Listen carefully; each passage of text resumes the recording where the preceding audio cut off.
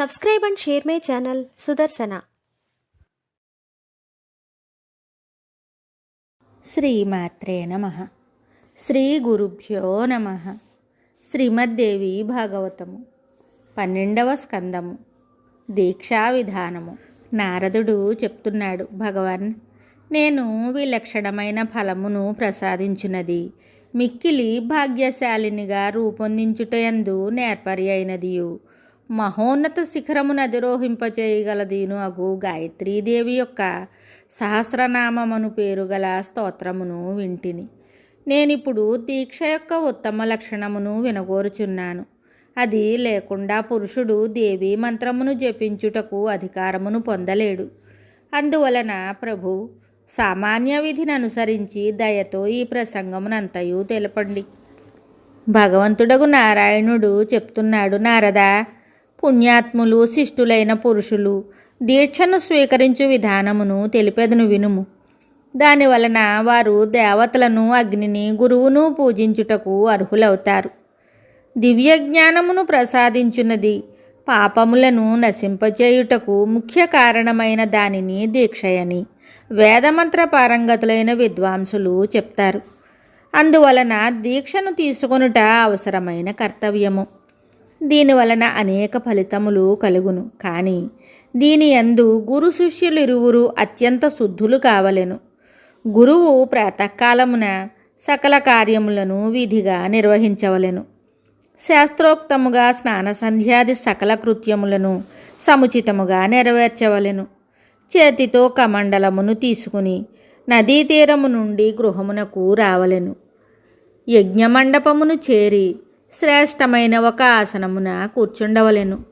ఆచమన ప్రాణాయామములను చేసిన తరువాత గంధ పుష్పములతో కలిసిన జలమును ఓం ఫట్ అను ఈ అస్త్రమంత్రమును 7 సార్లు జపించి అభిమంత్రించవలెను.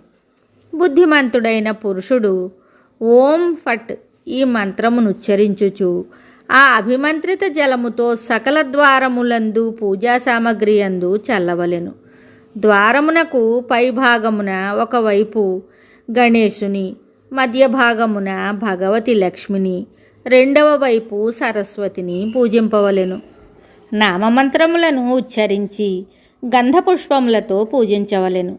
ద్వారమునకు కుడి భాగమందు భగవతి గంగను, గణేశుని, ఎడమ శాఖయందు క్షేత్రపాలుని, సూర్యతనయగు యమునను పూజించవలెను. గడప దగ్గర ఓం ఫట్ మంత్రమును ఉచ్చరించి అస్త్రదేవతను పూజించవలెను. సమస్తము దేవీమయమని అన్ని వైపులా భావన చేయవలెను.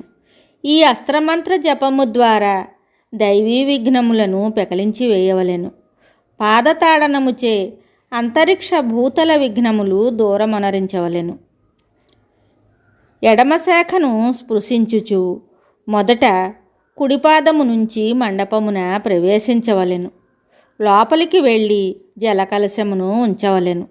దాని తరువాత సామాన్య విధానముతో వాస్తుదేవతకు అర్ఘ్యమివ్వవలెను.